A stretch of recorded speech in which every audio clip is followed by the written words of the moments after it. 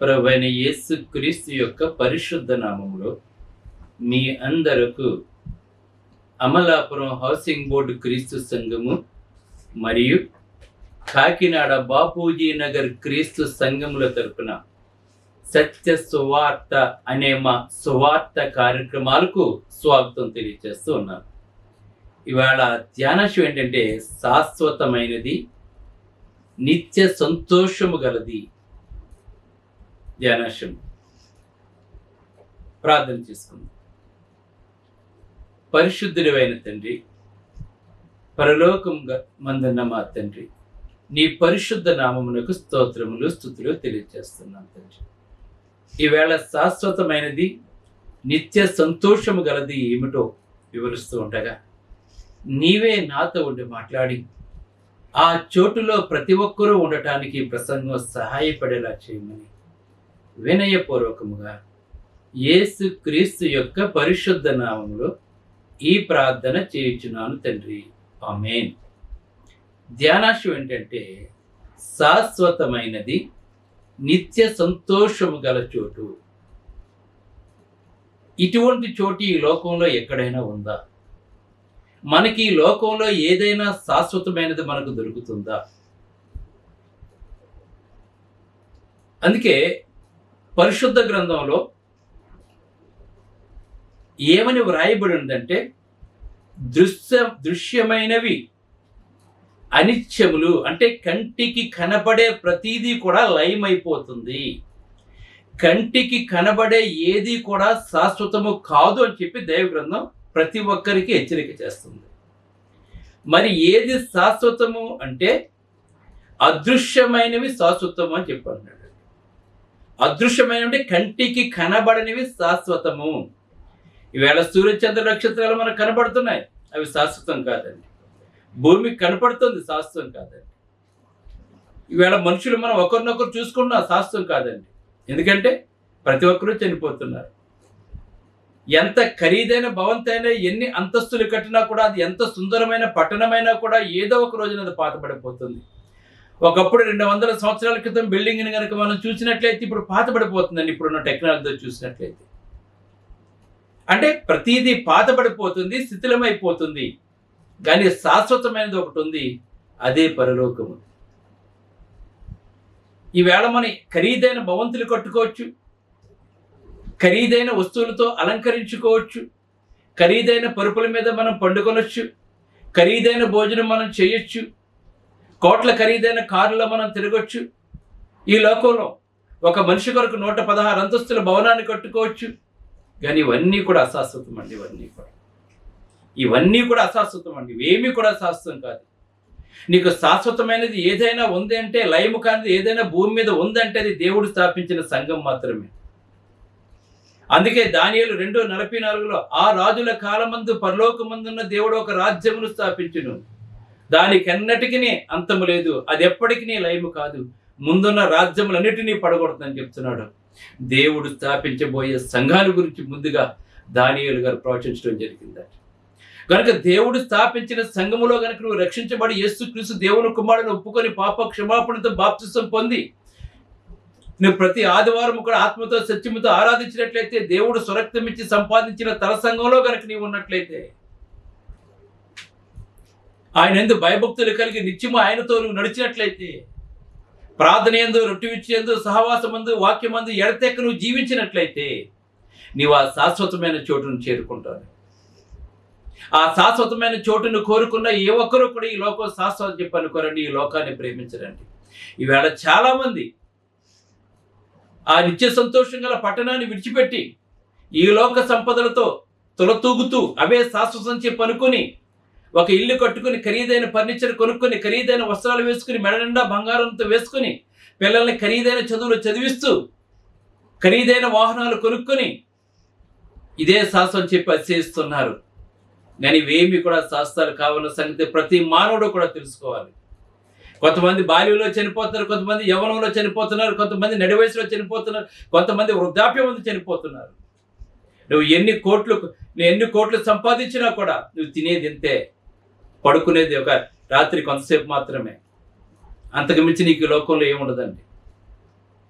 ఈవేళ డబ్బు చుట్టూ పరిగెడుతున్నారు, లోకం చుట్టూ పరిగెడుతున్నారండి. ఈవేళ మనిషి ఎన్ని లక్షల కోట్లు సంపాదించిన ఇంకా ఆశ్చర్యం లేదండి, ఇంకా ప్రజలు దోచుకుంటున్నాడండి. ఈవేళ దొంగదారులు ధనాన్ని సంపాదించుకుంటున్నాడండి మనిషి. ఈవేళ ఏం సంతోషపడుతున్నాడు? కడుపుకు పిక్కుడే గుప్పుడు అన్నం చాలండి మనం బ్రతకడానికి, గుక్కిడి నీళ్ళు చాలండి బ్రతకడానికి. ఏ వస్త్రం వేసుకున్నా మన శరీరాన్ని కప్పుకోవచ్చు. ఎందుకంటే ఇవేమి కూడా శాశ్వతం కాదండి. దేవుడు తెలియజేస్తున్నాం మనకి. శాశ్వతమైనది ఏంటంటే నిత్య జీవము, పరలోకము. ఎవరైతే రక్షించబడి దేవుని సంఘంలో ఉంటారో, ఆఖరి వరకు దేవునితో నమ్మకంగా కలిసి జీవిస్తారో వారు మాత్రమే ఆ స్వాస్థాన్ని పొందుతారండి. ఆ శాస్త్రాన్ని పొందుతారు. ఆ స్వాస్థాన్ని పొందాలని దేవుడు నీకు హెచ్చరిక చేస్తున్నాడండి. అందుకే ఎవరిని మాట్లాడుతున్నాడంటే, మనం ఇంకా బ్రతకాలి, బ్రతకడానికి మనం ఏం చేసేస్తుంటాం మనం. అంటే ఈ లోకంలో ఇంకా ఉండాలి, ఇంకా సంపాదించుకోవాలి అని చెప్పి అనుకుంటూ ఉంటారు. కానీ నిజంగా దేవుల్లో ఉన్న వాళ్ళైతే ఏమైనా మాట్లాడతారంటే, వాళ్ళు ఫిలిప్పీలకు రాసిన పత్రిక 1:21-24 కనుక చూసినట్లయితే పౌలు గారు మాట్లాడుతున్నాడు. ఏమైనా మాట్లాడుతున్నాడంటే, నా మట్టుకైతే బ్రతుకుడే క్రీస్తే, చావు అయితే లాభం అన్నాడు. చావు లాభంగా కోరుకున్నాడు. నా మట్టుకైతే బ్రతుకుడే క్రీస్తే, కానీ చావు అయితే లాభం. చచ్చిపోతే లాభం ఏముంది ఎవరికన్నాను? బ్రతకడం కొరకు ఎంత ఖర్చు అయినా పర్లేదని బ్రతికించండి అంటారు డాక్టర్ దగ్గరికి వెళ్ళి. నీకు ఎన్ని కోట్లున్నా కూడా మరణం నేను ఆపదు. నేను మరణాన్ని తప్పించుకోలేరు. కానీ ఇక్కడ క్రీస్తు కొరకు బ్రతికిన వాళ్ళైతే, క్రీస్తుతో బ్రతికిన వారైతే, ఈ లోకం శాస్త్రం కాదని చెప్పి పరలోకం కొరకు ఎవరైతే తన శరీరాన్ని నలగొట్టుకుంటారో వారికైతే చావు లాభం. ఎందుకంటే వాళ్ళు నెమ్మదికరమైన స్థలంలోకి వెళ్ళిపోతారు. ప్రభువైన యేసుక్రీస్తు వారు రెండో రాకడలో వచ్చినప్పుడు, ప్రభువైన యేసుక్రీస్తు వారు అలాగనే తండ్రి, పరిశుద్ధ దూతలు ఎక్కడైతే ఉన్నారో నిత్య సంతోషం గల పట్టణము, దుఃఖము కానీ, ఏడ్పు కానీ, బాధ కానీ, భయము కానీ, ఆకలి కానీ, దప్పిక కానీ, వేదన కానీ లేని చోటు ఏదైనా ఉంది అంటే అది పరలోకము. ఆ పరలోకం భూమి మీద ఉండగానే ఆ పరలోకం కొరకు ఎదురు చూడాలి మనం. అందుకే అబ్రహాము దేవుడు దేనికి శిల్పియో నిర్మాణకుడు అయి ఉన్నాడో పునాదులు గల ఆ పట్టణం కొరకు ఎదురు చూస్తూ ఉన్నాడండి. ఈ లోకంలో దేవుడు అతనికి ఎంత స్వాస్థాన్ని ఇచ్చినా కూడా ఇది ఏది కూడా శాస్త్రం కాదని చెప్పి అనుకున్నాడండి. అతను పునాదులు గల ఆ పట్టణం కొరకు ఎదురు చూశాడండి. అలాగే అపోస్తులు కూడా మనం ఈ లోకంలో పరదేశములో యాత్రికులమైన మాట్లాడుతున్నాడండి. ప్రతి ఒక్కరూ తెలుసుకోవాలి. వేళ ఇటువంటి వాక్యాలు చెప్పరు ఎవరు కూడాను.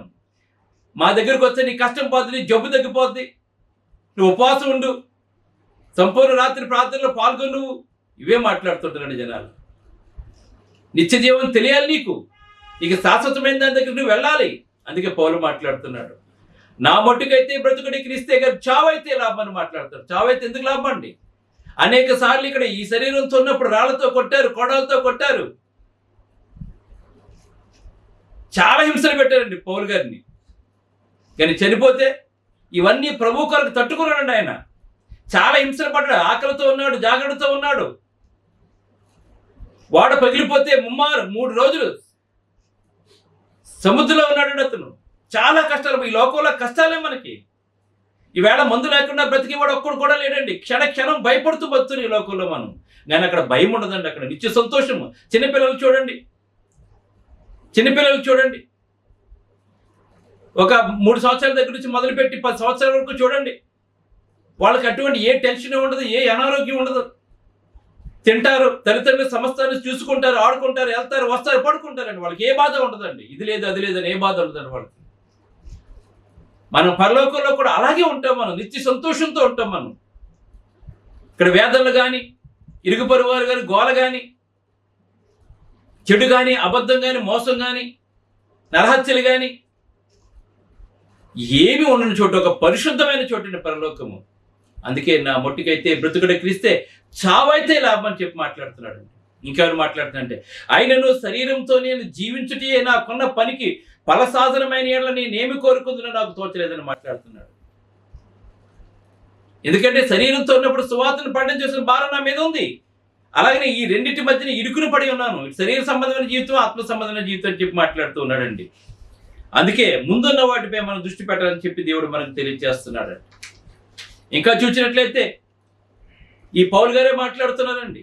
ఫిలిప్పీ పత్రిక 3:7-8 చూసినట్లయితే, ఏవేవి నాకు లాభకరమై ఉండినో వాటిని క్రీస్తు నిమిత్తం నష్టముగా ఎంచుకున్నాను మాట్లాడుతున్నాడు.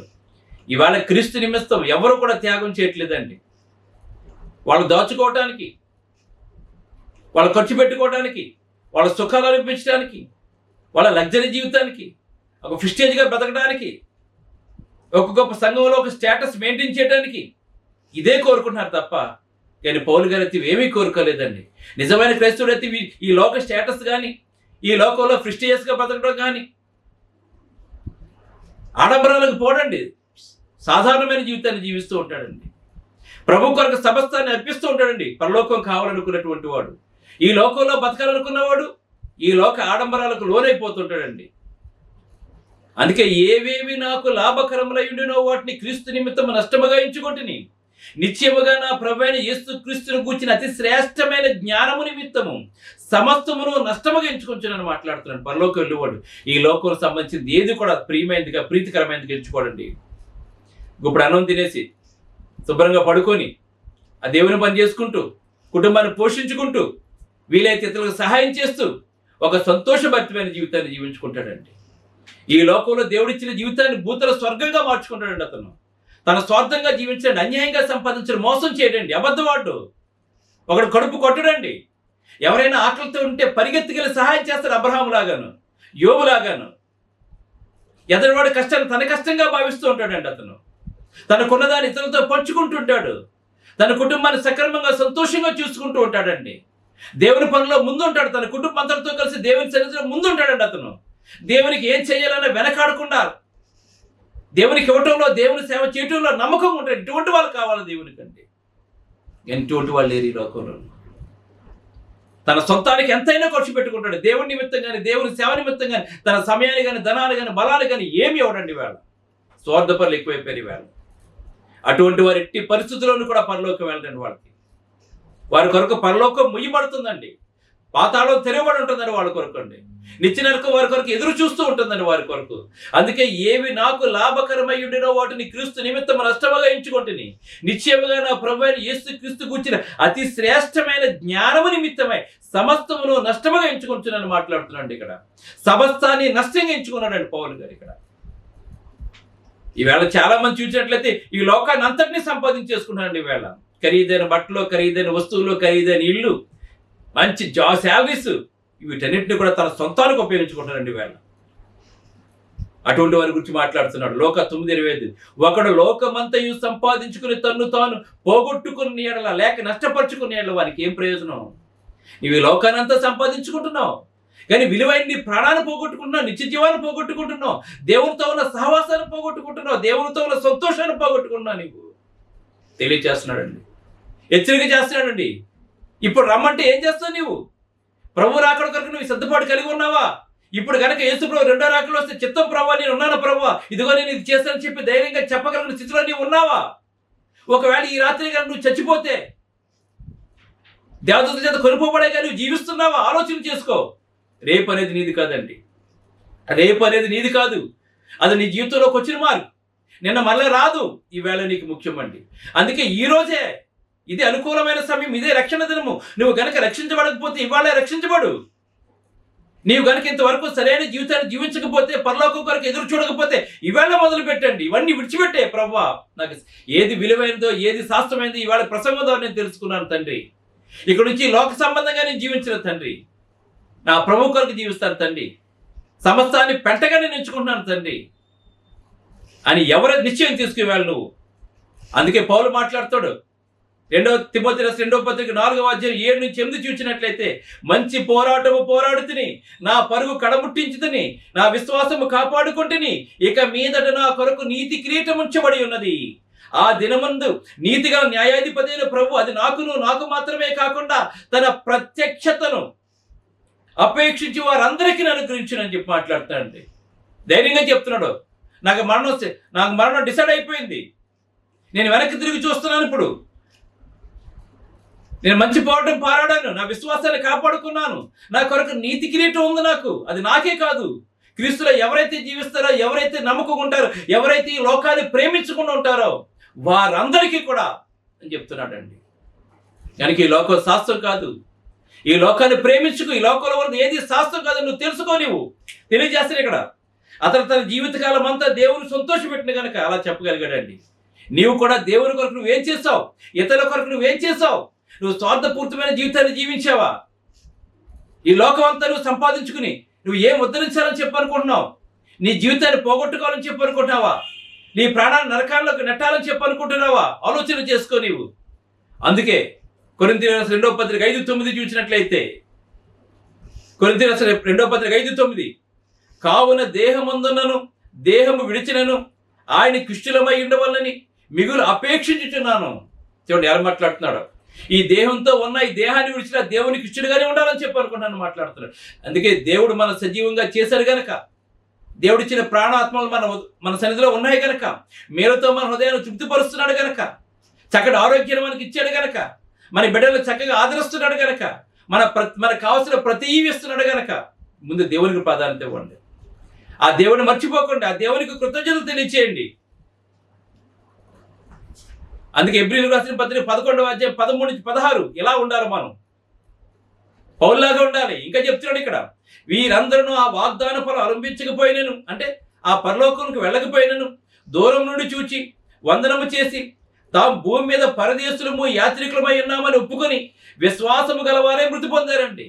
ఆ చోటటువంటి పరలోకం ఉందని నమ్మి, అది శాశ్వతాన్ని నమ్మి ప్రభువైన యేసుక్రీస్తు తిరిగి లేచి అందరూ చూస్తుండగా తండ్రి కుడిపార్శ్వమున వీళ్ళు పరలోకానికి ఆరోహణం అయిపోయి తండ్రి కుడిపార్శ్వమున కూర్చొని నమ్మి, వారు చూడకపోయినా కూడా ఈ లోకంలో పరదేశులు యాత్రికులమై ఉన్నామని నమ్మి విశ్వాసం గలవారే మృతి పొందారండి. నేను పరలోకం వెళ్ళిపోతున్నాను, నా పరి కడబుట్టించిన సంతోషంగా పౌలు ఎలాగైతే తెలిపాడు, మనం కూడా అలాగే అటువంటి జీవితాన్ని జీవించాలి. అటువంటి జీవితంగా దేవుడు మన నుంచి కోరుకుంటాడండి. అది ఇంకా ఇలాగూ చెప్పేవారు తమ స్వదేశముని వెతుకుచున్నామని విశదపరుచుచున్నారు కారా, వారు ఏ దేశం నుండి వచ్చిరో ఆ దేశమును జ్ఞాపకం ఉంచుకొని అట్లా మరలా వెళ్ళటకు వారికి వీలు కలిగి ఉండని మాట్లాడుతున్నాడు.